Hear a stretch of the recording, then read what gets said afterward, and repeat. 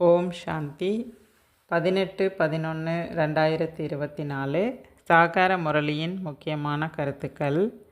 பாபா சொல்கிறாங்க, இனிமையான குழந்தைகளே, பாபா அழிவற்ற வைத்தியர் ஆவார். அவர் ஒரு மகா மந்திரத்தின் மூலம் உங்களுடைய அனைத்து துக்கங்களையும் தூர போக்கிவிடுகின்றார். ஆத்மாவுக்கு ட்ரீட்மெண்ட் பண்ணக்கூடிய டாக்டர் ஒரே ஒரு வைத்தியர் சிவபாபா தான். அவரோட மகா மந்திரம் கொடுக்குறாரு, மன்மனாபவ. அந்த மந்திரத்தில் நிலச்சி இருந்தீங்க அப்படின்னா ஆத்மாவில் இருக்கக்கூடிய அனைத்து துக்கங்களும் தூரம் போயிடும் அப்படின்னு சொல்கிறார். கேள்வி: மாயை உங்களுக்கு அடிக்கடி ஏன் தடையை ஏற்படுத்துகிறது? ஏதாவது காரணத்தை சொல்லுங்கள். பாபா கேள்வி கேட்குறாரு. பதில் சொல்கிறாரு. 2 பாயிண்ட் சொல்கிறாரு. அதில் ஃபஸ்ட்டு பாயிண்ட்: ஏனென்றால் நீங்கள் மாயையின் மிகப்பெரிய வாடிக்கையாளர் ஆவீர்கள். அதனுடைய வாடிக்கை முடிய போகுது இல்லையா? ஆகையினால மாயா அடிக்கடி தடையை ஏற்படுத்துகிறது. 2வது பாயிண்ட் ஆன்சர் சொல்கிறாரு. அழிவற்ற வைத்தியர் உங்களுக்கு மருந்து கொடுக்கும்போது மாயையின் வியாதி வெளியேறுகிறது. ஆகையினால் அதை கண்டு நீங்கள் பயந்துடக்கூடாது. அந்த தடைகளை பார்த்து பயப்படக்கூடாது. மன்மனாபவ என்ற மந்திரத்தின் மூலம் மாயா ஓடி போயிடும். ஆகையினால நீங்கள் மாயை கண்டு பயப்படாதீங்க அப்படின்றார். இந்த மந்திரத்தில் நிலச்சிருந்தாலே போதும், தடையெல்லாம் விலகிடும் அப்படின்னு சொல்கிறார். ஓம் சாந்தி. பாபா குழந்தைகளுக்கு புரிய வைக்கின்றார். மனிதர்கள் மனதிற்கு அமைதி வேண்டும் அமைதி வேண்டும் என்று சொல்லி துன்பமடைகிறார்கள்.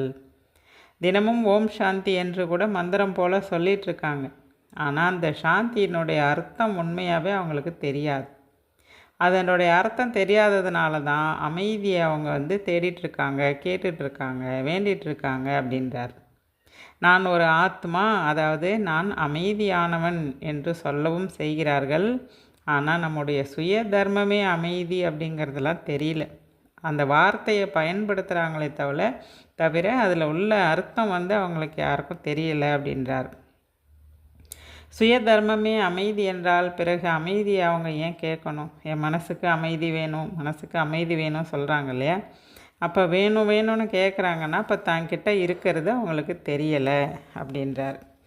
அர்த்தத்தை புரிந்து கொள்ளாத காரணத்தினால் மீண்டும் மீண்டும் அவங்க அமைதியை கேட்டுட்ருக்காங்க அப்படின்றார்.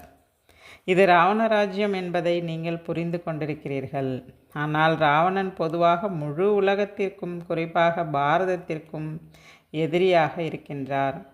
எதிரி ஆகையினால்தான் ராவனை வருடம் எரிச்சிட்ருக்காங்க. இதனுடைய அர்த்தம் கூட தெரியாமல் தான் எரிச்சிட்ருக்காங்க.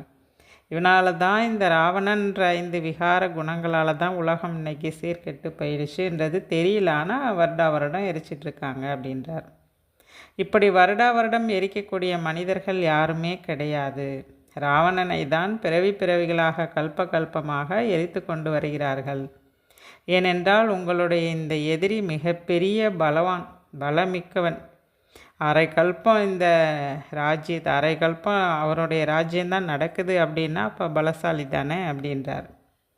எவ்வளோ பெரிய சாதுக்கள், சந்நியாசிகள், மகாத்மாக்கள், ராஜாக்கள் போன்றோர் இருக்கிறார்கள். ஆனால் ஒருவருக்கு கூட ராவணன் நம்முடைய எதிரி அப்படின்றது தெரியலை. ஏன் வருடம் அந்த ராவணனுடைய உருவ சிலையை எரிக்கிறாங்க? அதெல்லாம் எதுவுமே தெரியாமல் இருக்காங்க அப்படின்றார். அடுத்து பாபா சொல்கிறாரு, இந்த சமயத்தில் அனைவருமே இந்த விகாரங்களின் சிறையில் தான் இருக்காங்க. அரைக்கல்பமாக ராவணை எரிக்கிறார்கள். ஏனென்றால் துக்கமுடையவர்களாக இருக்கிறார்கள். ராவணனுடைய ராஜ்யத்தில் நாம் மிகவும் துக்கமுடையவர்களாக இருக்கிறோம் என்பதை புரிந்து கொள்ளவும் செய்கிறார்கள். ஆனால் சத்தியுகத்தில் இந்த 5 விகாரங்கள் இருப்பதில்லை என்பதை புரிஞ்சிக்கிறதில்லை. இந்த ராவணனை எரிப்பது போன்றவையெல்லாம் அங்கே சத்தியுகத்தில் நடக்காது. இதை எப்போதிலிருந்து கொண்டாடி வருகிறார்கள் என்று நீங்கள் கேளுங்க.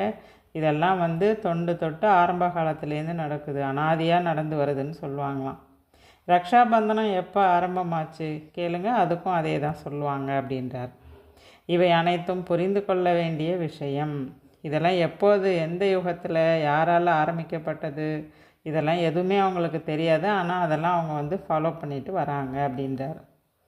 மனிதர்களுடைய புத்தி எந்த அளவுக்கு கீழான நிலைக்கு போயிடுச்சு. ஒரு விஷயம் செய்கிறாங்கன்னா அதற்கு அர்த்தம் அறியாமலே அவங்கெல்லாம் எல்லாத்தையும் கொண்டாடிட்டு வராங்க. அதனுடைய பொருள் தெரியலை, அதுக்குள்ளே என்னென்ன விளக்கம் இருக்குது எதுவுமே தெரியாமல் இருக்காங்க. ஒரு பண்டிகை கொண்டாடினா அந்த பண்டிகைக்கு நான் அர்த்தம் முழு விளக்கம் தெரியல, அது எதற்காக கொண்டாடப்படுது, இதனுடைய ஆதி ரகசியம் எதுவுமே தெரியாமல் செஞ்சிட்ருக்காங்கன்றார்.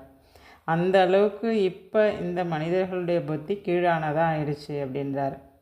மிருகங்களாகவும் இல்லை, மனிதர்களாகவும் இல்லை. இந்த நேரம் மனிதர்கள் எப்படி இருக்காங்கன்னா ஒரு வேலைக்கும் உதவாதவர்களாக இருக்காங்க அப்படின்றார். சொர்க்கத்தை பற்றி முற்றிலும் அறியாதவர்களாக இருக்காங்க அப்படின்றார். அடுத்து சொல்கிறாரு, குழந்தைகள் அருகில் வரும்பொழுது அனைத்து துக்கங்களின் மருந்து ஒன்றே ஒன்று தான் பாபா சொல்கிறாரு. அழிவற்ற வைத்தியர் ஒரே ஒரு சிவபாபா தான். பிறகு 21 பிறவிகளுக்கு அனைவரையும் துக்கத்திலிருந்து விடுதலை செய்கிறதுக்கான ஒரே ஒரு மருந்து தான் இந்த மன்மனாபவ சொல்கிறாரு. அந்த வைத்தியர்கள் அவர்களே கூடவே நோயுற்று போயிடுறாங்க, அவங்களுக்குமே நோய் வந்துடுது. ஆனால் அழிவற்ற வைத்தியர் ஒரே ஒரு சிவபாபா தான். துக்கமும் அளவற்றதாக இருக்குது உலகத்தில், சுகமும் அளவற்றதாக இருக்குங்கிறத பாபா புரிய வச்சிட்ருக்கார். ஆனால் அளவற்ற சுகத்தை யார் கொடுத்தாங்க அப்படின்னா சிவபாபா தான் கொடுத்தார். அந்த ஒரு உலகத்தில் துக்கத்தின் பெயர் அடையாளம் கூட கிடையாது. எல்லாருமே அங்கே சுகமுடையவர்களாக தான் இருந்தாங்க. சுகமுடையவர்களாக ஆவதற்கான மருந்து தான் இப்போ பாபா கொடுத்துருக்காரு. அதுதான் மன்மனாபவ. என்னை மட்டும் நினைவு செய்தீர்கள் என்றால் தூய்மையாக சதோ பிரதானமாக ஆவீர்கள். மேலும் உங்களுடைய எல்லா துக்கமும் தூர விலகிடும். பிறகு சுகமே சுகம்தான் நிறைஞ்சிருக்கும்னு பாபா சொல்கிறார். ஏன்னா அவர் தான் துக்கத்தை போக்கி சுகத்தை வழங்கக்கூடியவர். பாடம் மட்டும் செய்கிறாங்க பக்தி மார்க்கத்தில், அவங்களுக்கு அர்த்தம் தெரியல. அரை கல்பத்திற்கு உங்களுடைய அனைத்து துக்கங்களும் தூர விலகி போய்கிடுறது. நீங்கள் தங்களை ஆத்மா என்று மட்டும் புரிந்து தந்தையை நினைவு செய்யுங்க, போதும் உங்கள் துக்கம்லாம் விலகிடும் அப்படின்றார். இது ஆத்மா மற்றும் சரீரத்தினுடைய இந்த இரண்டினுடைய விளையாட்டு தான் இங்கே நடக்குது. நிராகார ஆத்மா அழிவற்றது, மேலும் சாகார சரீரம் அழியக்கூடியதாகும். இவற்றினுடைய விளையாட்டு தான் இந்த காலசக்கரத்தில் நடக்குது. இப்போ பாபா சொல்கிறாரு, குழந்தைகளே, தேகம் உட்பட தேகத்தின் அனைத்து சம்பந்தங்களையுமே மறந்துடுங்க. குடும்ப விவகாரங்களில் இருந்து கொண்டே தங்களை இப்போது வீட்டிற்கு செல்ல வேண்டும் என்பதை புரிந்து கொள்ளுங்கள். தூய்மையற்றவர்கள் ஒருபொழுதும் செல்ல முடியாது. ஆகையினால் பாபா சொல்கிறாரு, என்னை மட்டும் நினைவு செஞ்சிங்கன்னா ஆத்மா தூய்மையாயிடும். பாபாவிடமிருந்து தான் உங்களுக்கு அந்த மருந்து கிடைக்கிது. ஆனால் மாயா கண்டிப்பாக தடை ஏற்படுத்துங்கிறதையும் பாபா சொல்கிறார். ஏன்னா நீங்கள் அவங்களுடைய ரெகுலர் கஸ்டமர் ஆகிட்டீங்க இல்லையா அப்படின்றார். நீங்கள்லாம் மாயாவுக்கு நிரந்தர வாடிக்கையாளராக இருந்திருக்கீங்க இல்லையா, அதனால் வாடிக்கையாளர் சென்று விட்டால் கண்டிப்பாக அவங்க கோபம் தானே படுவாங்க. அதனால தான் உங்களுக்கு நிறையா விக்னங்களை ஏற்படுத்துகிறாங்க அப்படின்றார். எனவே பாபா இப்போ உங்களுக்கு படிப்பு சொல்லி புரிய வைக்கிறாரு. எந்த மருந்தும் கிடையாது, நினைவு யாத்திரை தான் மிகப்பெரிய மருந்து அப்படின்றார். அதனால் நிரந்தரமாக என்னை நினைவு செய்வதற்கான முயற்சி செஞ்சிங்கன்னா அந்த ஒரே மருந்து மூலமாக உங்களுடைய எல்லா துக்கமும் தூர போயிடும். இதுதான் முக்கியமான மருந்து அப்படின்றார். எந்த தந்தையிடமிருந்து இவ்வளவு ஆஸ்தி, எல்லையற்ற ஆஸ்தி கிடைக்கிறதோ அவரை நினைவு செய்தால் அவர்களுடைய முகமே பிரகாசித்து கொண்டிருக்கும். முகம் குஷியில் மலர்ந்து போயிடும்ன்றார். முகத்தில் புன்சிரிப்பும் வந்துவிடுகிறது. பாபாவை நினைவு செய்வதன் மூலம் நாம் லக்ஷ்மி நாராயணராக ஆவோம் என்பதை நீங்கள் தெரிந்துள்ளீர்கள். அரை கல்பத்திற்கு நம்மளுடைய துக்கங்கள் அனைத்தும் தூர விலகிவிடும். பாபா எதுவும் கருணை காட்டுவார் என்பதெல்லாம் கிடையாது. நாம் எந்த அளவுக்கு பாபாவை நினைவு செய்கிறோமோ அந்த அளவுக்கு நம்ம சதோ பிரதானமாகிடுவோம். உலகத்திற்கே எஜமானராக இருக்கக்கூடிய லக்ஷ்மி நாராயணரை பாருங்கள், எவ்வளோ பொன் சிரிப்போடு இருக்காங்க. ஆக அந்த பொன் சிரிப்பு உங்களுக்கு வரும் அப்படின்றார். ஆக அப்படிப்பட்ட லக்ஷ்மி நாராயணர் ஆகணும்னா அந்தளவுக்கு முயற்சி செய்யணும் அப்படின்றார். எல்லையற்ற தந்தையை நினைவு செய்து நாம் மீண்டும் உலகத்தின் எஜமானராவோம் என்ற குஷி உங்களுக்குள் வர வேண்டும். இப்போ நீங்கள் ஆத்மாவில் உருவாக்கக்கூடிய இந்த குஷியின் சமஸ்காரம்தான் ஆத்மா கூடவே போகும். பிறகு நீங்கள் ஜென்மம் எடுக்க எடுக்க எல்லாமே கொஞ்சம் கொஞ்சமாக குறைஞ்சிரும் அப்படின்னு பாபா சொல்கிறார். பாபா அநேக விதமான ஞானத்தை குழந்தைங்களுக்கு புரிய வைக்கிறாரு. இருந்தாலும் கடைசியில் பாபா மகா மந்திரத்தையும் கொடுக்குறாரு, மன்மனாபவ. பாபாவை நினைவு செய்தீர்கள் என்றால் நீங்கள் சதோ பிரதானம் ஆகிவிடுவீர்கள். மேலும் உங்களுடைய அனைத்து துக்கங்களும் தூர விலகிடும். இதான் இன்றைக்கி பாபா அடிக்கடி சொல்கிறது. இந்த உலகத்தில் இருக்கக்கூடிய யாரையுமே தேவதைன்னு சொல்ல முடியாது. தேவதை என்றாலே தூய்மையாக இருப்பாங்க, தூய்மையானவர்கள் தான் தேவதை. தேவி தேவதைகளை தான் மகான் ஆத்மாக்கள் என்று சொல்லப்படுகிறது. மனிதர்களை ஒரு பொழுதும் மகான் ஆத்மான்னு சொல்ல முடியாது.